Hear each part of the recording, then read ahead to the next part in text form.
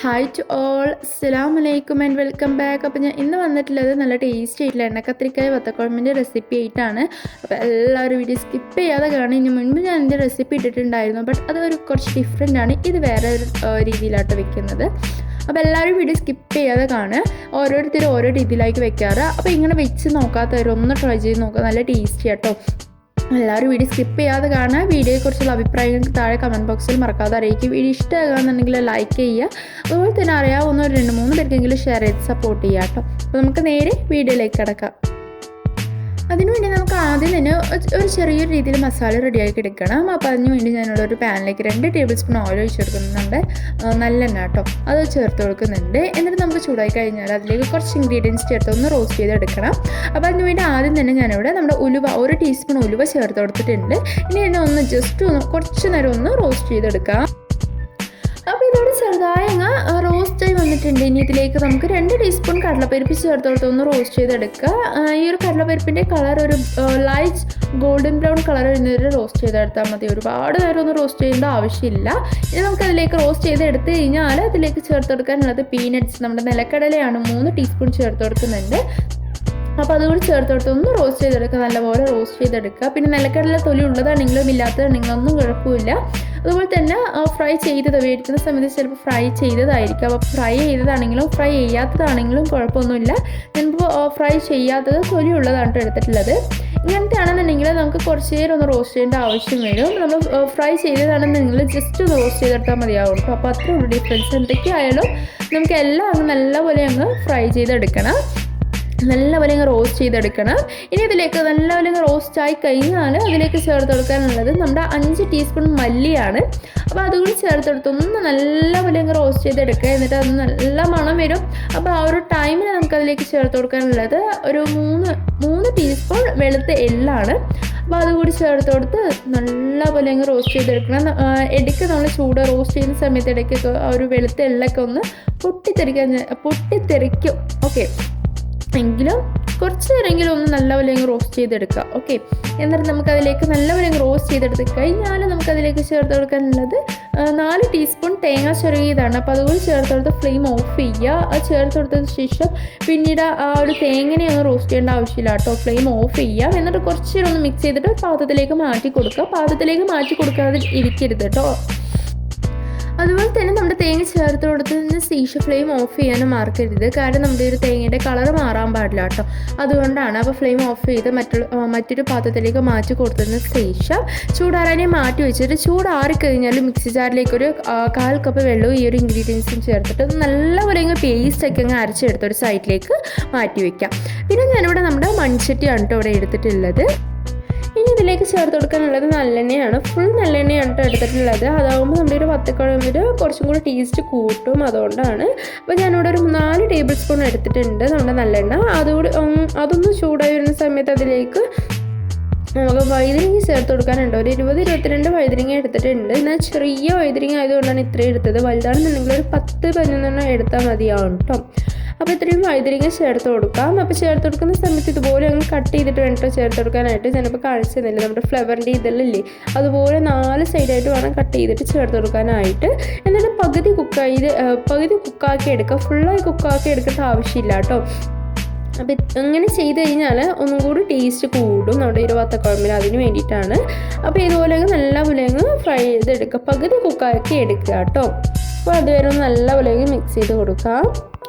അപ്പോൾ ഇതിവിടെ ഒരു പകുതി കുക്കായി വന്നിട്ടുണ്ട്. ഇനി നമുക്കൊരു പാത്രത്തിലേക്ക് മാറ്റി കൊടുക്കാം. ഈ ഒരു വഴുതനങ്ങ മാത്രമായിട്ട് മാറ്റി കൊടുക്കുക കേട്ടോ, എണ്ണയൊന്നും എടുക്കാതെ വഴുതനങ്ങ മാത്രമായിട്ട് മാറ്റി കൊടുക്കുക. ഈ ഒരു എണ്ണയിലാട്ടോ നമ്മൾ കുഴമ്പ് റെഡിയാക്കി എടുക്കാൻ പോകുന്നത്. പിന്നെ നമ്മുടെ ഈ ഒരു എണ്ണയൊക്കെ ചൂടായി വന്നു കഴിഞ്ഞാൽ നമുക്കൊരു 5-6 വറ്റൽമുളക് ചേർത്ത് കൊടുക്കാം. എന്നിട്ട് അതിനൊന്ന് നല്ലപോലെ റോസ്റ്റ് ചെയ്തെടുക്കുക കേട്ടോ.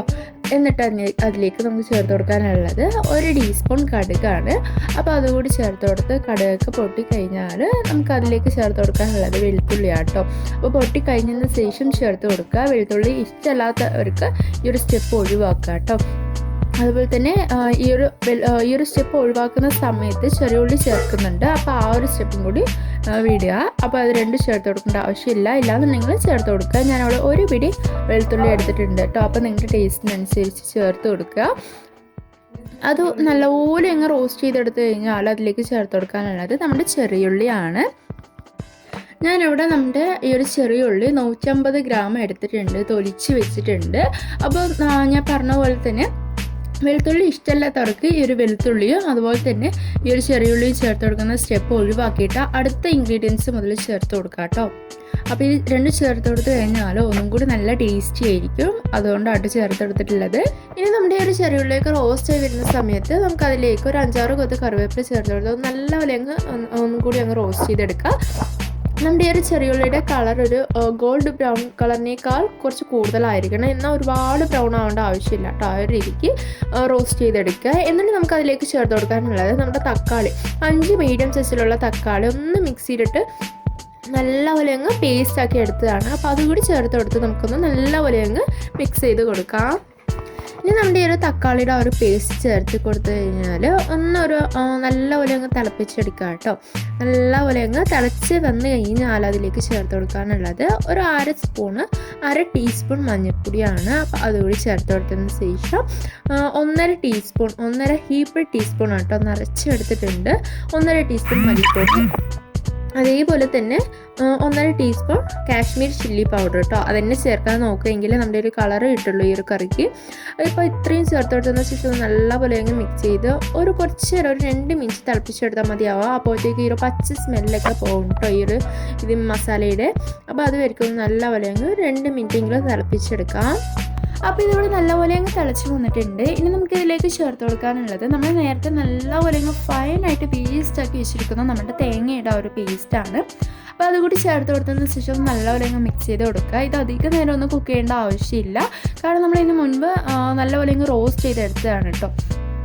അതുകൊണ്ട് അധികം നേരം ഒന്നും കുക്ക് ചെയ്യേണ്ട ആവശ്യമില്ല. പിന്നെ നമുക്കിത് നല്ലപോലെ മിക്സ് ചെയ്തെടുത്ത് കഴിഞ്ഞാൽ അതിലേക്ക് ചേർത്ത് കൊടുക്കാനുള്ളത് നമ്മുടെ പുളിവെള്ളമാണ്. ഒരു 75 ഗ്രാം പുളി ചുടുവെള്ളത്തിലിട്ട് നല്ലപോലെ അങ്ങ് പിഴിഞ്ഞെടുത്തതാണ് ആ ഒരു വെള്ളമാണ് ചേർക്കേണ്ടത്.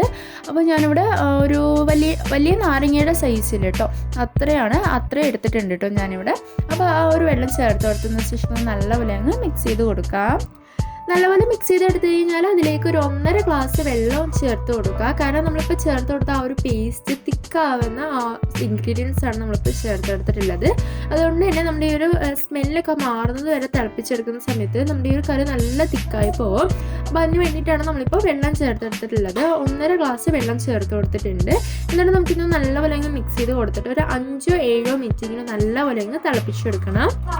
തിളപ്പിക്കുന്നതിന് മുൻപ് നമുക്ക് ഇതിലേക്ക് ആവശ്യമുള്ള ഉപ്പ് ചേർത്ത് കൊടുക്കണം. അതുപോലെ തന്നെ കുറച്ച് പെരുങ്കായപ്പൊടി ചേർത്ത് കൊടുക്കുന്നുണ്ട്. പിന്നെ നമ്മുടെ ബെല്ലം അതും കൂടി ചേർത്ത് കൊടുക്കുന്നുണ്ട് കേട്ടോ. പിന്നെ ഓരോരുത്തരുടെ ടേസ്റ്റിനനുസരിച്ച് ബെല്ലം ചേർത്ത് കൊടുക്കാൻ ഒരു 30-50 ഗ്രാമോളം ചേർത്ത് കൊടുത്താൽ മതിയാകും. അതുപോലെ തന്നെ മധുരം കുറവാണ് ഇഷ്ടമെന്നുണ്ടെങ്കിൽ കുറച്ച് ചേർത്ത് കൊടുക്കുക. അതുപോലെ തന്നെ കൂടുതലാണ് ഇഷ്ടമെന്നുണ്ടെങ്കിൽ നിങ്ങളുടെ ടേസ്റ്റിനനുസരിച്ച് ചേർത്ത് കൊടുക്കുക കേട്ടോ. കൂടുതലും ഇഷ്ടമെന്നുണ്ടെങ്കിൽ കൂടുതൽ ചേർത്ത് കൊടുക്കുക. അപ്പോൾ അളവിനനുസരിച്ച് ബെല്ലം ചേർത്ത് കൊടുത്തതിന് ശേഷം നമുക്ക് ഇതൊന്ന് നല്ലപോലെ ഒരു 5-7 മിനിറ്റെങ്കിലും നല്ലപോലെ തിളപ്പിച്ചെടുക്കാം കേട്ടോ. അപ്പോൾ ഇത് നല്ലപോലെ തിളച്ച് ആ ഒരു സ്മെല്ലൊക്കെ പോയി കഴിഞ്ഞാൽ നമുക്കിനി ഇതിലേക്ക് ചേർത്ത് കൊടുക്കാനുള്ളത് നമ്മൾ നേരത്തെ പകുതി കുക്കാക്കി വെച്ചിരിക്കുന്ന നമ്മുടെ വഴുതനങ്ങയാണ്. അപ്പോൾ അതുകൂടി ചേർത്ത് കൊടുത്തതിന് ശേഷം നമുക്കിന്നൊന്ന് തിളപ്പിച്ചെടുക്കണം. പിന്നെ നിങ്ങളുടെ ഈ ഒരു കറിയിൽ ആ ഒരു കുഴമ്പ് തിക്കായി പോയിട്ടുണ്ടെന്നുണ്ടെങ്കിൽ ഇതുപോലെ കുറച്ച് വെള്ളം ചേർത്ത് കൊടുത്ത് ഒന്ന് ലൂസാക്കിയിട്ട് തിളപ്പിച്ചെടുക്കുക. ഒരു 5 മിനിറ്റ് തിളപ്പിച്ചെടുത്താൽ മതിയാവും, കാരണം നമ്മൾ നേരത്തെ കുക്കാക്കി എടുത്തത് കൊണ്ട് കുറച്ച് നേരം കുക്കാക്കിയാൽ മതി കേട്ടോ. അപ്പോൾ നല്ലപോലെ തിളപ്പിച്ചെടുക്കാം. അപ്പോൾ ഇതിവിടെ നല്ലപോലെ തിളച്ച് വന്നിട്ടുണ്ട്. ഇനി നമുക്ക് ഈ ഒരു ടൈമിൽ വേണമെന്നുണ്ടെങ്കിൽ നല്ലെണ്ണ ചേർത്ത് കൊടുക്കാം കേട്ടോ. ഓപ്ഷനിലാണ്, വേണമെന്നുള്ളവർക്ക് ചേർത്ത് കൊടുത്ത് കഴിഞ്ഞാൽ നല്ലൊരു ഷൈനിങ്ങും കിട്ടും. പിന്നെ അതുപോലെ തന്നെ മേലെ എണ്ണ ഇങ്ങനെ തെളിഞ്ഞ് നിൽക്കും കേട്ടോ. വേണമെന്നുള്ളവർക്ക് ചേർത്ത് കൊടുത്താൽ മതി. പിന്നെ അപ്പോൾ നമുക്ക് ഫ്ലെയിം ഓഫ് ചെയ്യാം. അപ്പോൾ ഇത്രയേ ഉള്ളൂ. നല്ല ടേസ്റ്റി ആയിട്ടുള്ള എണ്ണക്കത്രിക്കായ വത്തക്കുളമ്പ് റെഡി ആയിട്ടുണ്ട്. ഇതൊരു ഒരാഴ്ചയോളം നമുക്ക് ഫ്രിഡ്ജിൽ സൂക്ഷിക്കാൻ പറ്റും കേട്ടോ. വേണ്ട സമയത്ത് എടുത്ത് കഴിക്കാവുന്നതാണ്. നല്ല ടേസ്റ്റി ആയിട്ടുള്ള വത്തക്കുളമ്പ് ഇവിടെ റെഡി ആയിട്ടുണ്ട്. അപ്പോൾ എല്ലാവരും ഈ ഒരു റെസിപ്പി ട്രൈ ചെയ്ത് നോക്കുക, ഈ ഒരു രീതിയിലൊന്ന് ട്രൈ ചെയ്ത് നോക്കുക. അതുപോലെ തന്നെ ഇതിന് മുൻപ് ഒരു വീഡിയോ ഇട്ടിട്ടുണ്ടായിരുന്നു, അതും എല്ലാവരും ഒന്ന് പോയി നോക്കുക. അതും ട്രൈ ചെയ്യാത്ത രീതിയാണെന്നുണ്ടെങ്കിൽ ഒന്ന് ട്രൈ ചെയ്ത് നോക്കുക. അതുപോലെ തന്നെ ഫീഡ്ബാക്ക് കമൻറ്റ് ബോക്സിൽ മറക്കാതെ അറിയിക്കുക. വീഡിയോ ഇഷ്ടമാകുക എന്നുണ്ടെങ്കിൽ ലൈക്ക് ചെയ്യുക. പിന്നെ നിങ്ങൾക്ക് അറിയാവുന്ന 2-3 കൂട്ടുകാർക്കെങ്കിലും ഷെയർ ചെയ്ത് സപ്പോർട്ട് ചെയ്യുക. ചാനൽ സബ്സ്ക്രൈബ് ചെയ്യാത്ത കൂട്ടുകാരുണ്ടെങ്കിൽ സബ്സ്ക്രൈബ് ചെയ്ത് സപ്പോർട്ട് ചെയ്യാനും മറക്കരുത്. അപ്പോൾ അടുത്തൊരു നല്ലൊരു വീഡിയോ ആയിട്ട് വീണ്ടും കാണാം. Until then bye bye.